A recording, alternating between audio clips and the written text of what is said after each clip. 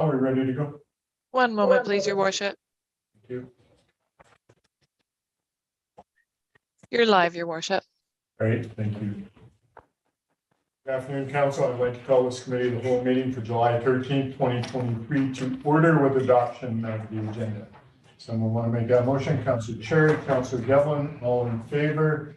Motion's carried. Thank you. Adoption of the minutes of the committee of the whole for June 15th. Someone make that motion? Councilor Lucio, Councilor Devlin, all in favor? Motion carried. Any business arising from those minutes? Seeing none, I'll move on right to announcements from the mayor. The only thing I want to say as of our tragedy out on the highway yesterday, I want to thank all of emergency services, our RCMP, ambulance, and especially our fire department for their fine work, and I'm grateful to all of them. Moving on to staff reports, 9A Oscar Street Master Plan. Mr. Penner, you have a presentation. Hi. So it's nice to meet everyone. First time, I've had the chance to engage or present in front of you. So I'll pull up my presentation in a sec, but just for like a quick intro, my name is Dan Penner. I'm an urban planning design consultant with Urban Systems, based in Kelowna, but work all over BC, Alberta, the prairies. I'm just really excited about this opportunity to work with the city here. I know this is a really interesting property. There's a lot of potential. So this project is actually something that I'm quite passionate about, and just excited to get the ball rolling here with everyone. So I'll share my screen and just let me know if it doesn't come up on your end here. We've got it. Thank you. Okay, perfect. So let's get that out of the way and we'll go slideshow. Perfect. All right. Really the purpose of this presentation is just to give you an overview of this master planning project and, talk a little bit about the subject site, which we're just titling, Oscar Lands, at this point in time. Review a bit of the project objectives, the scope of work, what are we trying to do? What are the tasks involved, the timelines, the deliverables? Talk a little bit about the project team and how we're going to be working together with the city and your staff and your team. And then just give an opportunity to, afford you the chance to ask questions, provide comments, and just, again, it's all about getting everyone on the same page and just making sure that everyone's informed of us, the project process, and really what the final goal here is. And that's creating a long-term, conceptual vision for what this property can be.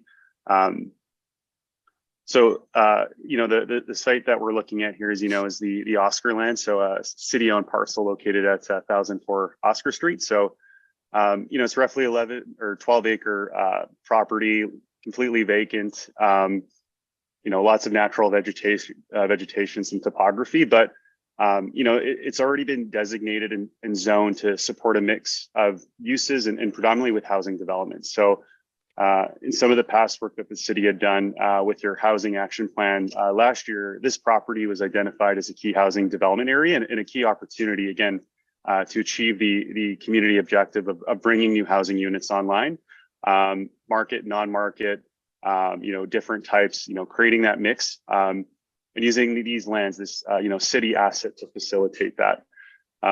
So I had a chance, I was out, was it almost a week and a half ago, and I had the chance to actually walk the site with, a number of city staff and get a real sense for the property. And there are a lot of, advantages to it, like a lot of development opportunities, largely on, existing access. There's servicing in place. There already is residential development, being built on the site and surrounding it. So, again, really the first step to figuring out, like, what is this build out going to look like, 10, 20 years down the road, is creating a master plan for it that really just presents that initial vision, but a vision that's grounded in like the realities of the community. Like, what can we actually build here? What's feasible?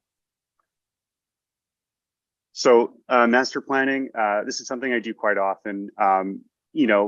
No master plan is like the same, right? You can't take a cookie cutter approach, and they all differ based on like the objective of, the property or the area, and what you're ultimately trying to do. But in a sense, it's really just a conceptual planning document, like a concept plan that provides that longer term development vision for a larger site, or sometimes they're even like entire neighborhoods or like gateways to a community or a downtown.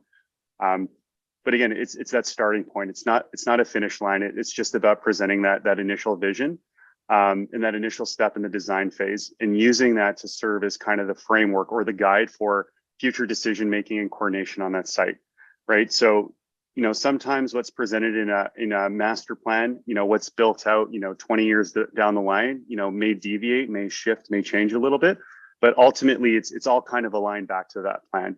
So instead of, carving out a piece here and there, as opportunities or demands or inquiries from, developers or housing organizations come up, instead of taking that piecemeal approach, we have like a long-term plan in place that we can use to guide decision making. So through that, it's really about just providing like a spatial layout for land use and development. Like, what types of land uses do we want to see on the site? How are they going to be oriented? How are we going to provide access? From a high level, how are we going to service these different, buildings or developments or land uses in a way that aligns with the realities of our community, the servicing infrastructure that we have in place, the capacity we have within those systems. So, usually is really focused on like land use, like, are we looking at like residential development? Are we looking at mixed use developments, other community or public uses? How are we going to get transportation, access, being able to allow, vehicle movement generated from development in and out in a safe and effective manner. Looking at like infrastructure, like how are we going to ensure that there's proper, water, sanitary, stormwater infrastructure in place to, again, accommodate the demands of development. And within that, ensuring that we're including open space, public amenities, the quality of life things that are needed, to accommodate, any type of development. So you can see in the image here, like, it's really about like, taking like a concept sketch, using input from different stakeholders and refining that down into a final site plan, which these are all deliverables that are coming out of this project. And then again, trying to provide like a really good visual. So some, basic 3D renderings as well, which can serve as a really good communication tool for not just the community, but also stakeholders, potential investors, partners. These plans are kind of twofold in that sense. They present that long-term vision, they give you that guiding, plan. But they're a great communication tool, a great marketing tool, a great coordination tool, to actually get the people and the resources in place to make these things happen, to get, these, developments, these, in this case, like largely residential buildings, like up and established.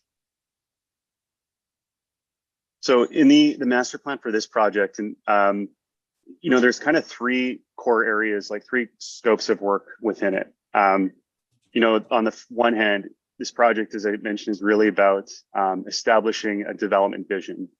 So through that, myself and my team at Urban Systems, we're going to work with, again, the city stakeholders to prepare 2 land use concepts that envision like how the Oscar lands could be built out over the next 10 to 20 years. And looking at, how do we incorporate key program, elements that, we've been directed as, this is what we need to include, which includes a mix of market and non-market housing between 250 units. So how can we hit that threshold in a way that's feasible, that, embodies good urban design, that works with the site and the surrounding area? Looking at opportunities to integrate like local and neighborhood scaled commercial, uses. So, we're not looking at, medium or big box, retail out here. But how can we provide spaces or areas within the site that can accommodate that type of commercial development that's really, important to like quality of life, right? Like being able to walk and access things, within the neighborhood and within the development. One of the concepts, we've been directed to allocate a portion of that property for, future public uses, whatever they may be, and just to show like, if we integrate that into the site, this is what it would look like, but also, understanding like the kind of cost benefit behind it, right? Anytime we pull land away from, residential or housing development for other uses, right? Like we're just lowering the amount of units. So, what is the balance there that we want to maintain, on the city's end, and taking this development vision and illustrating it through, concepts. So through a a nice visual site plan that's supported by 3D renders that can show, the proposed development at, like, at a street level, at an aerial level. And again, like, I'm a big believer in visual resources whenever possible. Like, people need to see things to really, like, grasp it and understand it and be able to, get the people in place and the resources in place to make it happen. So that's the real development vision piece. But another really kind of core element here is, we can envision, and go as high in the sky as we want, but development needs to be grounded in reality, right? It needs to be feasible. It can't, like, we can't propose something or envision something that's just going to have way too much undue cost on, the city's, like, infrastructure and transportation systems. So as part of this project, we're also looking at, based on these two concepts, what are the actual servicing and transportation demands that they're going to generate, and how can we accommodate those demands in a, like, cost-effective, efficient way using, what's already there. So through that, we're going to look at, how do we provide proper access into the site, connections off the Powerhouse Road and, off Oscar. What are the potential servicing demands of development? Like, based on how many units and the types of units that we're able to, plan on this property or on this site, how much water are they going to demand? Sewer demands, fire flow demands, and is the existing surrounding infrastructure in place to accommodate those demands? And if not, what are some flags? Like, what are some areas offsite that may need to be upgraded or looked at in the future to make this development happen? So there's the whole servicing side to this as well. And we have a civil engineering team as part of our project team that's going to be doing a lot of this work or doing that work. And once we figure out, like, what is the vision, how can we, ensure that it's feasible given the current, like, servicing and transportation conditions in the city or infrastructure in the city, how do we support the actual implementation? Like, let's not create just a plan here to look at, like, what do we need to do to actually make it a reality? So some of the items that we're going to be preparing as part of that implementation piece include developing a subdivision concept plan.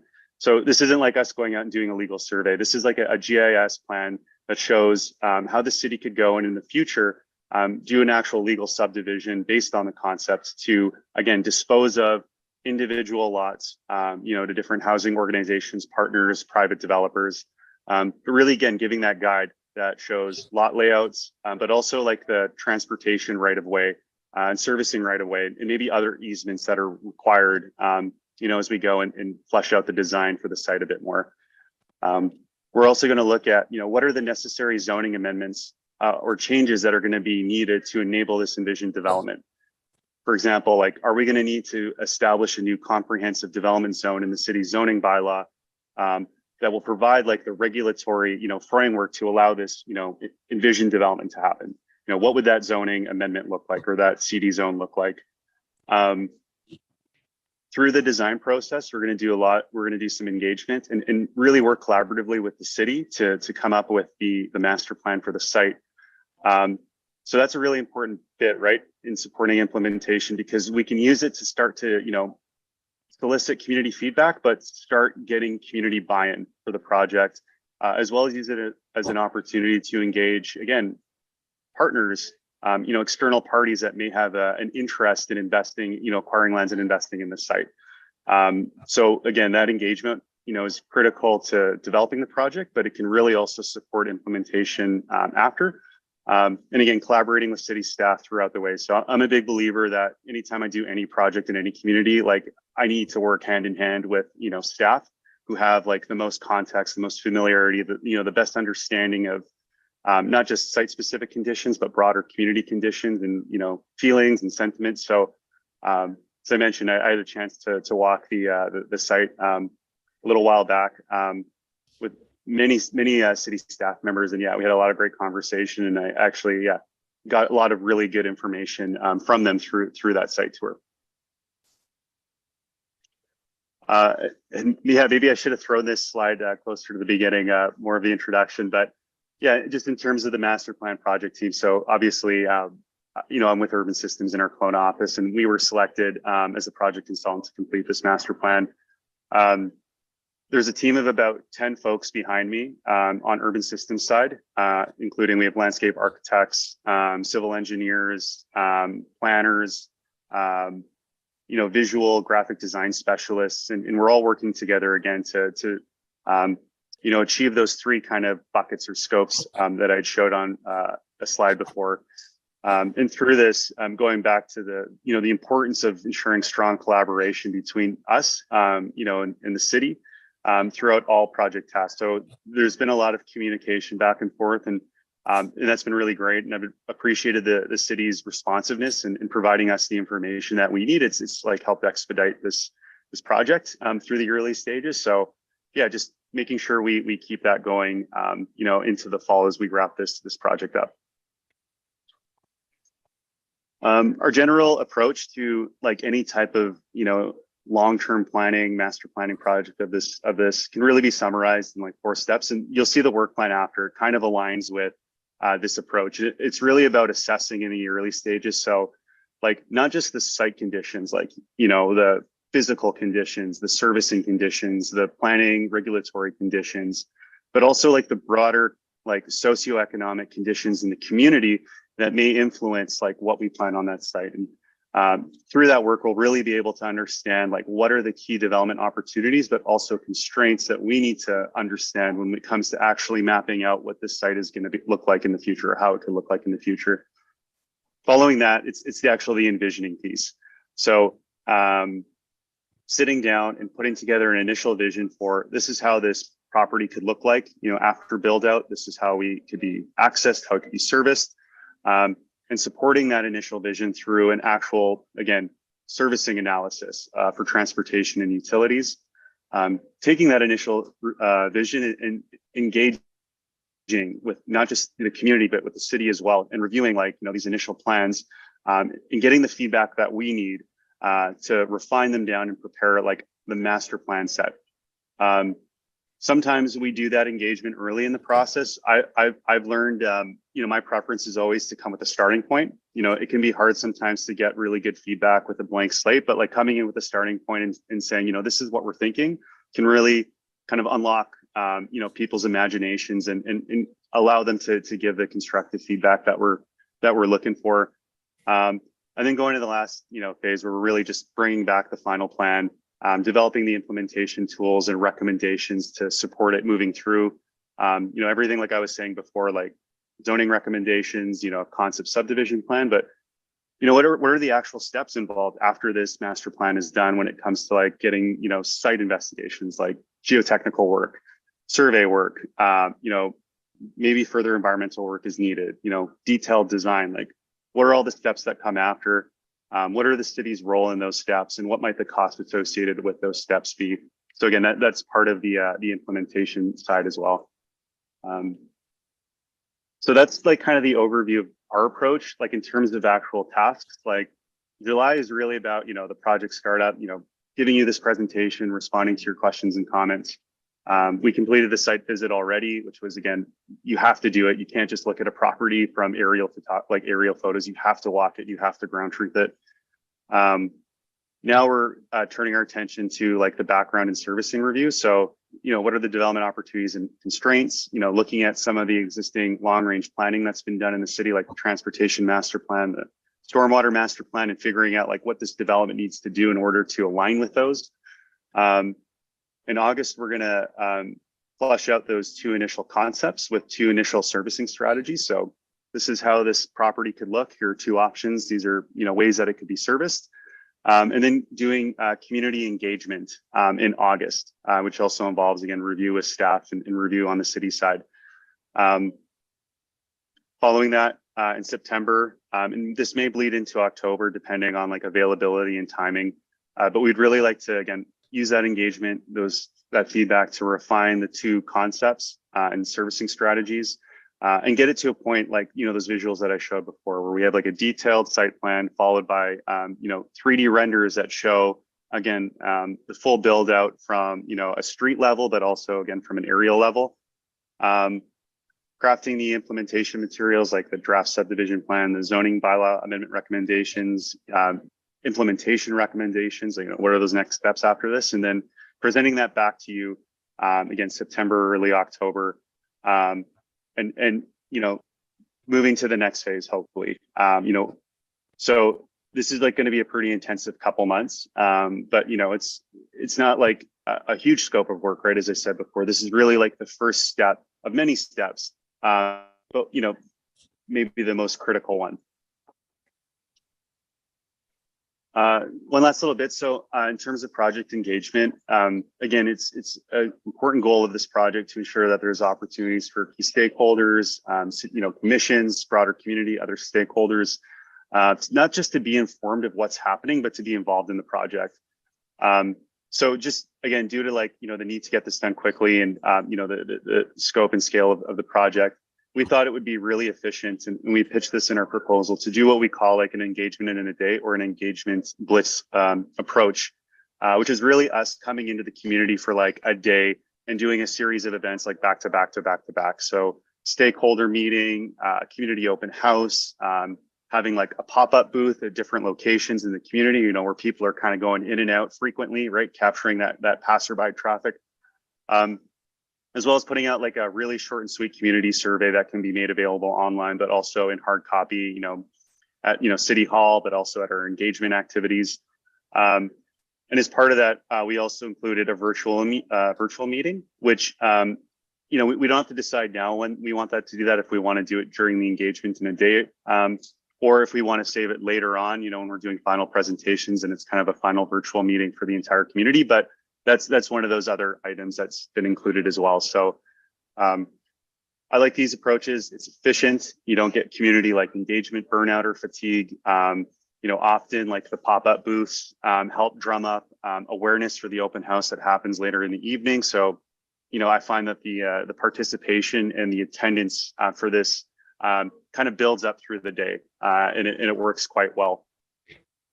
So that was all I had for this presentation, and I apologize for going through a lot very quickly.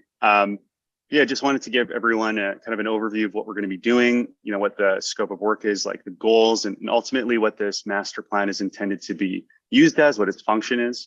And yeah, just excited to get to work here and get to work with all of you. So on that note, I'm happy to stay on as long as needed, just to field any questions or comments you have about, you know, the project, the site, anything else. Yeah, happy to answer whatever you need.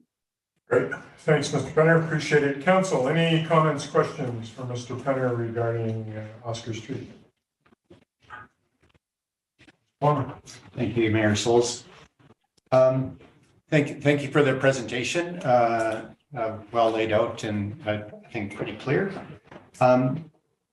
So just a few comments, and I think some of this will be on your next step. So not asking to go into the details. I'm sure you're aware of many of these already. So the lagoons, or sewage lagoons, smell issues, it's ongoing issues. You already mentioned the powerhouse Townley, there's sort of that overlap in how traffic comes in, and then the implications of ski traffic. And I know there may be an issue of scope of work here as well, but this is the opportunity. What I really like about this is we're finally doing a master plan instead of this ad hoc approach that has been taken in the past. So that's like super, super good. So anyway, maybe going out just a little bit beyond possibly the scope, but the issues of the Johnson Heights access coming down the Townley, and how the transportation, whether it's, you know, if there's ski, you know, how that connection goes, and if the ski traffic ends up coming down towards Cooper Foods instead of all the way around the roundabout. So those are transportation issues. Interesting on environmental sort of sensitivity of, so we got Bridge Creek, we have some other recreation facilities going in there adjacent, and so there is wildlife, there's grizzlies that go down into that area, so there's some habitat. Now, again, it's not right adjacent, but there's some possible sensitivity. So those are some of the sort of just scope, and maybe that's where, you know, when you get into the engagement piece, how those pieces fit in. I'm just going to bring it up now. I'm not in favor of it, but there was discussion about the arena, the process of the arena discussion, whether it belongs there or not. I'm only mentioning it because it was mentioned before. And again, I suspect it's on your radar. I don't think that's just my own personal opinion, that it's the right spot, but that discussion has been there. So those are just some general comments. Now on the scope of work. So the engagement piece, so interesting, you talked about, you like to get into the public engagement piece. And there's always this challenge with engagement, because if it's a white piece of paper, people say, well, why don't you show us what you're going to do? Then we can engage. But if you leave it, they say, why didn't you ask us? So there's that catch. So I agree with you, the earlier engagement. And I think it's been proven in our community, just on a couple of recent ones, how important it is to get that early engagement before we know what we're doing. So specifically on the arena discussion, really not knowing, but we've gone out to the community, and that I think has gone extremely well. On the contrary, a really poor engagement process that we're still struggling through was the Grizzly Plaza, which we surprised the community. Actually, council got surprised too. And that was just a disaster, and we're still paying the price. So that early engagement, and when I look at your schedule, it is after a little bit down the line, and so it's just something to consider, and whether there is that piece. I love that idea, the engagement in a day, that efficiency, and I'm sure you as a consultant love it too, because of reducing sort of scope creep, I guess. So it'd be interesting on how you go about that community engagement and saying, okay, we're going down this, because if you have the two, based on your schedule here, you have the two land use concepts, but then we go in community engagement according to your schedule. And if the community says, wait, just a minute, then that's obviously a duplication of work and confusion. The other engagement is always tricky. It's always tricky in the summer because they're going to be, you have August in there. So, and you're trying to do this in a very tight timeline, which is great. It's something to just be mindful of. Some possible criticisms of that.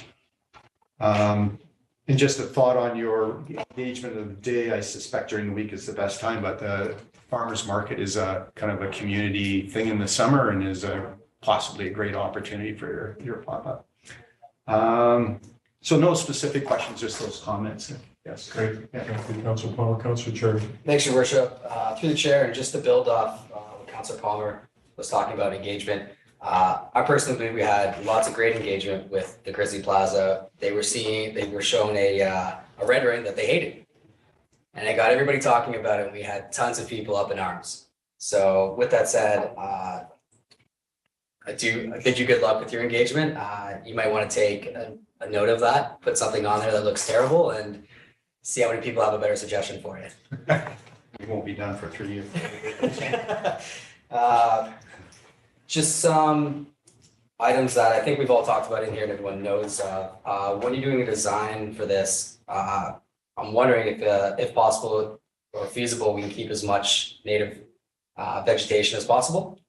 I'd also like to see minimized parking lot sizes, more maximizing the number of units. Love to see a lot of mixed use. So residential, commercial on the first floor. Different size residential units for different size families and living scenarios. First floor accessible units or accessible elevators in some of the buildings. We do have some age sensitive population in this town that are being forced out because there's nowhere for them to go.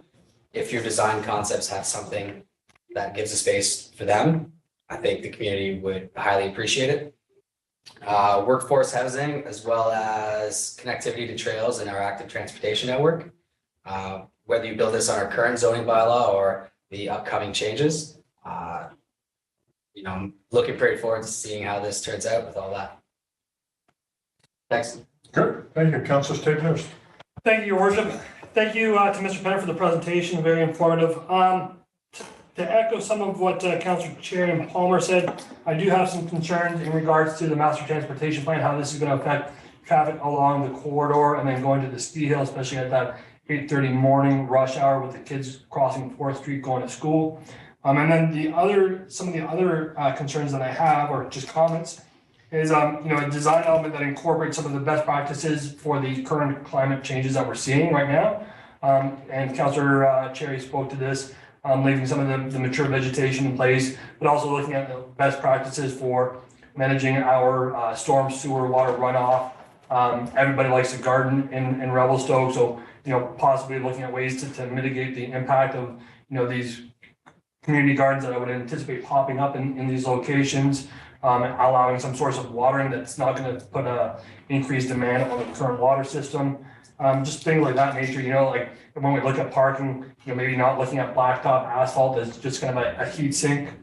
And then the other aspect of all this is kind of balancing, so we have all these design kind of requests and ideas and balancing that with the feasibility of all of it, because all of these come at a cost, obviously. So then it's kind of developing the business development plan for this and trying to figure out how we can use this project to hopefully fund future housing projects within the city for more affordable and below market housing. So those are my two comments. Kind of summarize that as environmental and economical. And that's it. Thank you. Great, thank Appreciate you. that. Any other comments or questions? Councilor Cherry. Thanks, Your Worship. I just missed one point there when I was talking about the mixed use buildings. Obviously we have a daycare shortage in town. There is something designed a little bit more kid friendly, as well as potential for medical services. Good point. Just two little additions. Good. All right. Mr. Simon, do you have any comments? Through your worship, just one thing to note for council and the community, this is a grant funded project. So we were successful in our community economic development group getting a grant for this, which is excellent. And this will be really, really important for the city moving forward. It'll keep Mr. Black and his team very happy so that we actually have an understanding from a servicing perspective rather than this bit by bit. And it will be really critical for us actually securing funding for subsequent projects when we can go to the table with senior levels of government and say, we have a council endorsed master plan for how things are going to unfold on the site. So it's a really important project and we're very excited to get underway and are thankful for Mr. Penner and his team for supporting us with it. Great, thank you very much. Mr. Penner, any final comments? Well, for one, I appreciate the thoughtful and constructive feedback from everyone. And like a lot of the comments about, you've probably been, briefed on this or that. I've had a lot of conversation with Paul and his team. So definitely some things to kind of navigate as we go through this. And just taking, the point about engagement and typically like when we try to bring something to the table, to show like, this is what we're thinking. What do you think? We try to like make those quite rough. Like, in our head, we might have a really good idea of what we want to do, but like the sketch or the concept itself is quite rough, draft watermarks all over. And it really is like framed as like, here's some ideas to get you going. But the other thing too, because Paul had mentioned that, just we may need to like,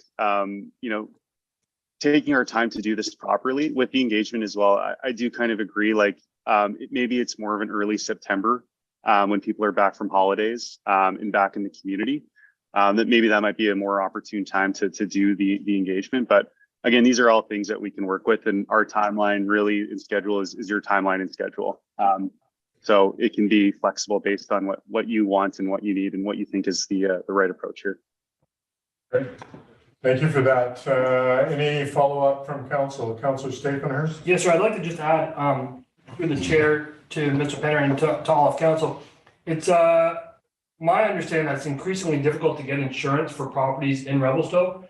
So there may be a cost savings by spending a little bit more on climate resilient buildings and the accessibility to obtain insurance. So just something to keep in mind. Some of you may or may not be aware. So. Yep, appreciate that comment. All right, thanks again. Thank you, Mr. Penner. Appreciate the presentation. And good luck. We're excited. Thank you. Appreciate the opportunity and the chance to speak with all of you, and I'm sure we'll see you all soon. All right, thanks so much. All right. All right, we are gonna move on. So we're going on to Grizzly Plaza Design. Mr. Black, I'll turn it over to you and you can introduce our guest and presenter. Thank you, Your Worship, and members of council. We have Fraser and our local design specialist for these sorts of projects. As indicated earlier, we've had a year or more of rolling this out, and now we're seeing some positive feedback coming and rolling this out in a way that we believe is going to be less controversial than the original. And so far today, that has been true. And I think many council members have also seen the polling that we've been doing to determine new street lights by getting the community engaged. Today, the next one came out for the street lights was, well, what kind of poll should we put out there? So please get your vote in so that we can figure out what our future street lights are going to look like. And on that note, I'll leave this over to Fraser, who we've been working very hard on this project for the last 6 to 8 months to get this out to contract, to get community consensus, and to start figuring out how we're going to deliver this by April of next year. And not impact the community events going on in Grizzly Plaza. So, Fraser. Yeah, I'm just trying to hook up to the HDMI at the moment and not having any luck.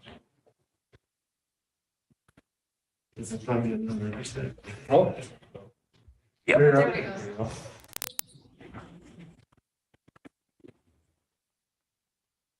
Oh, so I'm at the That back. goes right to the end of the. Right on the end. We love that presentation. It's really effective. Sorry, and everything's really small. I'm gonna close your eyes. Okay, there we go. Hello, Mayor Sauls and members of council. I'm usually familiar with a lot of the councilors, but there's a few new faces today, so I'll just start with a bit of an introduction. My name is Fraser Blythe. I'm an urban designer and planner, and I've been working as an urban designer and planner in Revelstoke for the last 15 years, working on various projects from Williamson's Lake and trail strategy and kind of a broad range of things within the city. As Steve mentioned, I was brought on to help develop a concept for the original, for Grizzly Plaza. So we'll talk a little bit about that in terms of the timeline, kind of where we were, where we're going, where we are, and where we can finish. So it's been brought up that there was a previous concept process done last year that ran from March to October. Through that time, there was engagement with the steering committee for input and kind of revising concepts throughout the way. And then in early March, Steve came back and said, let's try and take another crack at this and try and find something that's going to be a good fit with the community. So started back up with some planning, just kind of establishing project goals just for the design, not necessarily for Grizzly Plaza as a whole, but just for the design. You'll notice in the design process, it's gone through many iterations over the last 3 or 4 months with input both from staff, from the steering committee and from Denise Cook, who is the heritage planner. So some good input. The kind of concept 2 that was developed there in April was sent to the steering committee and to Denise Cook. From that, we got some feedback. Overall, it was very positive. We felt kind of the changes being proposed were not as grandiose as last time. And Denise Cook really kind of hammered home this idea of making sure that we're not doing too many things that are permanent. So, you know, trying to do things that are well thought out, but so, you know, don't be moving planters around, don't be, you know, doing kind of these big structural things. Throughout the process, I met with Steve several times to review and refine. So it's been a long process in that sense. And then we talked about, again, with some feedback from the steering committee that, you know, should really focus on rolling it out slowly.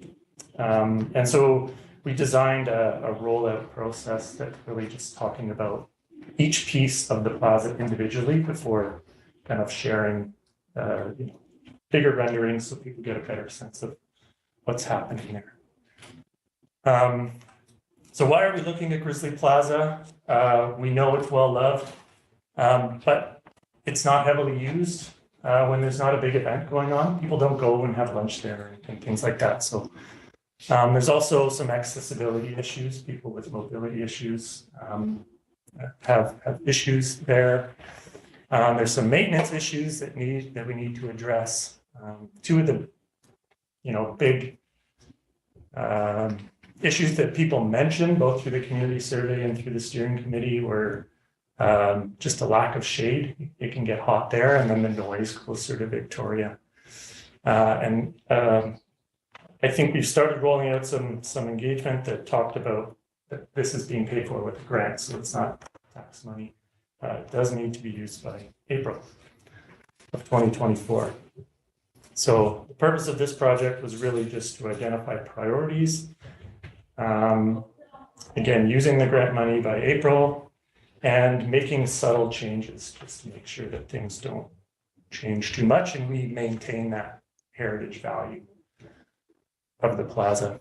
So the refresh, the concept is really about increasing comfort and attractiveness, and embedded within that are integrating accessible design standards. So the goal is increasing the usability throughout the year, improving comfort, sticking to the budget, trying to coordinate with maintenance priorities. So if you're fixing something that's also seeing an improvement, doing those all at the same time, not impacting, you know, the market and Street Fest. Plan ahead. So, you know, a great way to increase shade is to plant trees, but we know that, you know, there's water line replacement planned in there. And so something like that is, you know, might impede that future work. So we've kind of stayed away from bigger changes like that. And then trying to get this community buy-in by, you know, kind of talking about each change individually. So kind of the key things we did were providing more and diverse seating options, new streetlights, which Steve has talked about, a color refresh to coordinate with the wayfinding strategy, so that, you know, the new signs that have just gone in are all coordinated, and upgrades to reduce future maintenance needs. So thinking about, you know, if we're putting something in, how do we make sure that it's not increasing maintenance costs in the future?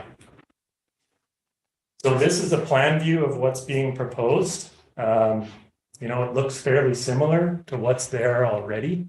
There's a few things hidden by some trees, and I'll talk a little bit about those, but overall, the shape, you know, the plan, the plaza itself isn't changing that much. We do have some what we're calling permanent improvements. So these are things that, you know, once we do, we're not going to go back and undo them. And then there's a list of non-permanent improvements. So things like benches, which, you know, those can come out every winter if needed for maintenance. And then there's some, you know, nice to haves. Again, the nice to haves were in the concept that went to the steering committee, and they said, we really like this. But in terms of priorities for the project, they're just kind of on that lower level of the budget scale. So they're kind of budget dependent, depending on where we would finish. So some of The proposed changes include the color refresh, as mentioned, so this would align with the wayfinding strategy. Steve's talked about the streetlights, so the city has a new dark sky policy, and the current streetlights there don't comply with that policy. So the city's been rolling out some engagement in terms of what kind of new dark sky compliant streetlights the community would like to see. As Steve mentioned, the survey went out today for the poll, so people have already chosen the light, and they'll choose the poll, and there might be some more engagement on things like the banner design. We also know there's some requirements with those streetlights, so making sure it's got arms for banners, be able to hang flower baskets, and have electrical service for Christmas lights and future events. So there's power through the streetlights. As mentioned, doing some accessible design improvements. So the benches that are currently in Grizzly Plaza aren't accessible. They don't have armrests, and there's not enough space beside them to allow someone who's in a wheelchair to, easily pull up beside it and sit down on the bench. With that comes some needs for repaving, so paving some space beside the benches. And we also wanted to make the gazebo accessible. So I think there's been some images out of a curved ramp around the gazebo to allow people with mobility issues the opportunity to kind of get into the gazebo. Some of the maintenance issues, as noted, are the tree grates. So the roots are causing problems with the paving and uneven surfaces. So we've looked at giving the roots more space and replacing the tree grates with, again, something that doesn't have tripping hazards. This is like a black hole for small children's feet and dogs' feet. So finding something, again, that's accessibility compliant. And making sure, we know we have snow removal, so making sure they're rated for, you can drive snow clearing equipment on it and things like that. Adding more clustered seating so people can sit and have a conversation face to face. So just adding benches to where we currently have benches. Adding some seating around the big curve planter close to Victoria, and adding some seating around the parking lots on those planters there that are fairly unloved at the moment. Also looking at, we know that Street Fest is a big thing there. If you're adding benches, we don't want to lose seating. So one way to do that is to have backless benches so people can face either direction. They can face First or they can face Victoria, and use that as seating for Street Fest as well. The existing planters, they need some love. We looked at a bunch of different options for this, or cut through, or what to do there. And we think just by showing them some love, hopefully people will kind of respect them a bit more. So some of the things we're proposing are removing the fencing, adding perennial planting like we have in the raised bed planters, and then adding the benches on top of the curb to kind of indicate that it's not a I don't know, playing field or whatever in there. On the skateboard park? Sure, not a skateboard park. And then, if we're finding that perennials are getting trampled or whatever, we could try and address that either through some designated cut-throughs like they have on Campbell Ave, where you can kind of walk through there, or signage. The bike racks, the existing bike racks, there have been complaints that they bend rims and people would like to see something else. So spoke with I'm going to forget the name of the bike group in town, but spoke with them, and they said kind of the key is making sure we have locks that lock to 2 points in the frame. So you can just lock to the frame. You're not sticking your wheel in there and wrestling with that. Some other things we're looking at are a water bottle filling station and a fountain, so people have access to water in the plaza. Dogs, you can get ones with little dog bowls. Moving a few things around, like the kiosks and the garbages if needed, just for flow and having them be in a better location. The two budget dependent items are the bus stop, and for that kind of imagine something similar to what's outside the senior center. So that kind of nice timber frame structure. And then rotating it so it looks towards Victoria, so you can use it again for seating for Street Fest. It's also, you can see the bus coming more easily, you're not cranking your neck sideways. And then this Grizzly Plaza cutout sign, again, the steering committee said they really liked about that second concept. So in terms of how we want to roll out these ideas, as mentioned, they're planned as a series of social media posts addressing each thing being proposed. So one will be on, new street lights, another will be on, what to do with the planters, another will be on, this is what seating options we're proposing, showing the existing, talking about accessibility and the benefits of improving that in the plaza. So showing them existing, showing them what's proposed, and then including a bit of a rationale. So people can comment. I believe the color refresh went out today. Is that right? Yeah. So people can comment online. As mentioned, the idea is that the work doesn't interfere with the farmers market and Street Fest. So the work would be planned for the fall when those running events are done. And, there might be some final installation of benches and stuff in the spring rather than sticking them in the fall and pulling them out again. And as mentioned, the budget. So, I said the design went through several iterations looking at different benches, which ones fit, how do they all fit together, different water fountains. So, went out and called the suppliers and said, how much for this? And had this kind of running live spreadsheet to make sure that we're kind of keeping track of the budget. At the bottom are the two items you can see in red there, the bus shelter and the signage. They're just kind of on the outside. So, if we decide to cut one of these items out, there may be more money for that, if that's more of a priority. There's a contingency of 15% design as well. So, with that,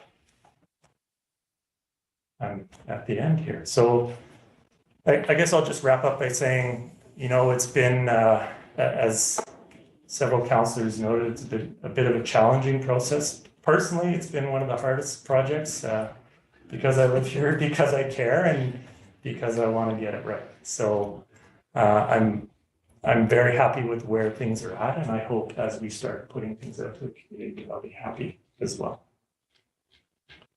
Thanks for that. Further, those of us around the table have had community members give input to us, and some not too pleased initially. Some of the comments that have come recently when we went out and reassured them, listen, we're not moving the gazebo, we're not touching the bears, we're doing minor things, gave people a sense of, yes, we've heard them. And I think that was the important part, is that the community members have voiced their opinion, and we did hear that. So we're comfortable with that. As we move forward with things, so 25 years ago, I and a couple of residents, we started that bench program here in the community where we have memorial benches. And I see this, if there's a way of building these benches, even though they're facing or no backs on them, a way to memorialize them by putting plaques or something on them. That's, in my mind, free benches for our community, which will save us and maybe give us more money to do some of the things like the bus shelter or that sort of thing. Those things I just want to make sure that we're aware of, that ability is still there. And people love to donate in memory of their loved ones. So when we think about water fountains, those sorts of things, there may be a way for us to work with that. So any other comments, questions from council? Councilor Chair. Thanks, Your Worship. Fraser, it's great to see you back here doing this. I think you've done a wonderful job. Honestly, I had a series of questions, but you actually answered everything in your presentation. So I just wanted to thanks for the hard work you've done. It's great to work with you again. Thank you. Councilor Palmer? Yeah. Yeah, look, very much looking forward to getting across the finish line on that. Thank you for the perseverance. Somewhat, well, related and not directly on the scope of this work, but it's a criticism that I've heard several times, including with the steering committee, and that's the some of the businesses, picnic tables down there are not don't take away from Grizzly Plaza. So it's something that maybe staff could be looking at as far as policy, or so that we can ensure that a standard is met on the patio spaces.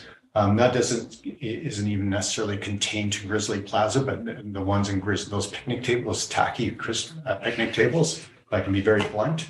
You know, it would address that, but I've had comments from various people in the community about how we have a standard for our patios. I think most of them are actually very tasteful, and I like however, it's something that should come back, but the ones in Grizzly Plaza are notably not rebel. So Great, and deficient from that, what we see.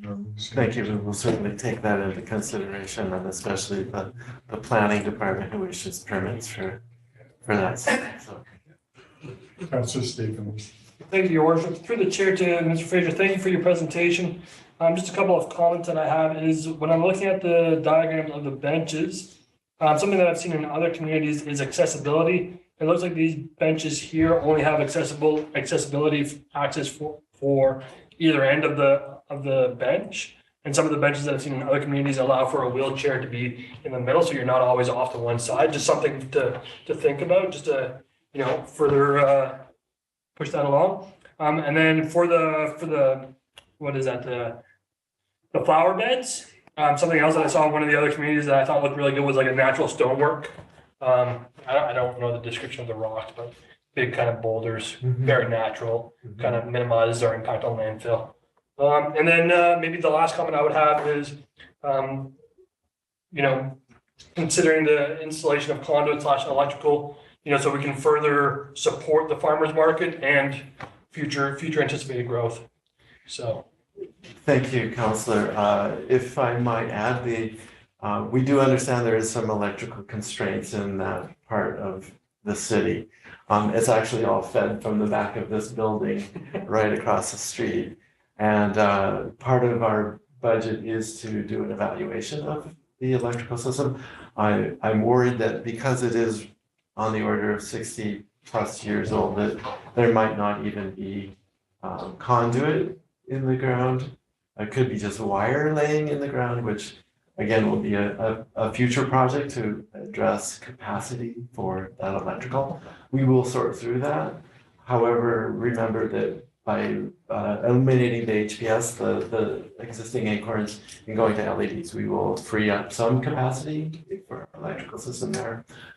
In the big picture, long term, would love to see the curb and gutter go away and make the whole plaza a uniform flat surface, so you don't have tripping hazards, perhaps even eliminating the vehicles altogether sometime in the future. We've got this fund money to play with now. I'm very pleased to see that we can create even a more use and a facility that is more cherished by the community with these subtle improvements and enhancements to bikes, pedestrians, seating, lunch facilities, a drinking fountain, and the owners in the area seem to be very excited about this change too. And so thank you for your indulgence and the time it's taken us to get here. I'm pleased that we are finally in a place, I think, to deliver on this grant and give the community something that will be very well received. And so far, I believe the rollout that we have with the 3 items so far, the lights, the colors, and Grant funding. The grant funding and what our project goals are has been all very well received by the community. I don't know if any of you have received any negative comments to date, but But it appears that we've solved much of the initial negative input that this project had at the beginning. And so here we go. We'll get her done. And any comments? And we will take your comments that have been raised today to incorporate those as we can. And we'll report back to you as we deliver this project, either through social media or at another committee of the whole meeting. Great, appreciate that. And I also want to compliment you both on the ramp going up the gazebo done in a tasteful way. That's what I was hoping, is that it would go up around the side. And that's what I'd heard from community members. Let's not put a big ramp up one end, wrap it around. And it looks good, it's tasteful, but also it blends in. And for those utilizing that space will be better for everyone concerned. So thanks for that. So any other comments, Councilor Cherry? Thanks, Your Worship. Just to piggyback on some of the things that have been said, when you're replacing the street lamps, is there potential there to upgrade some electrical to have the ability to plug into those? So we are speccing these new poles. Once we select the shape of the pole, they will have a plug-in up high adjacent to the banner arms so that we can run Christmas lights off the top. And there will be a box at the bottom that people can also plug in there. Not sure again what the loads are going to be available to users, but if it is simply lights, then we should be good. Okay, no, I appreciate that. Is there any way, since you mentioned about removing the curb, since that's not an option right now, is it possible to have a couple more cutouts? I think I only see one on each side right now for accessible. For accessibility, Yes. those are rollover curbs, and so in a technical point of view, the difference is about 2 or 3 inches. They should be accessible. However, noted, especially adjacent to the bus stop, that should be an important amenity at that location. We can certainly look at that. Yeah, I just see one right now by the bus stop on the design photos. Yeah. Is it rollover? Rollovers, Thanks. at least on the north side. I believe the south side of the access road does have a vertical curb.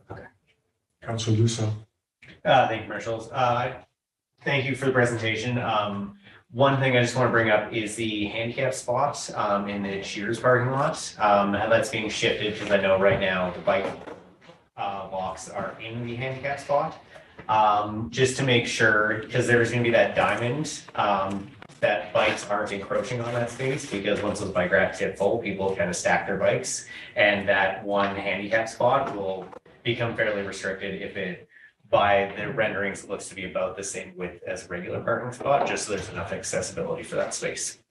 Thank you. We'll take that into consideration also. And I know staff have received numerous complaints about bicycles parked adjacent or being locked up to street poles and signage adjacent to handicap spots or accessibility spots on the street. And so those are both enforcement and public engagement to encourage people not to do that.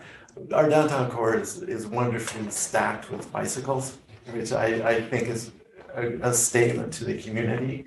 I do see in other locations where we are not having our bike racks utilized quite as heavily. And so I've asked our ops people to start considering that and putting more bike racks in the downtown core so people use them instead of the street lights or the trees or a signpost. So we'll take care of that also. Thank you.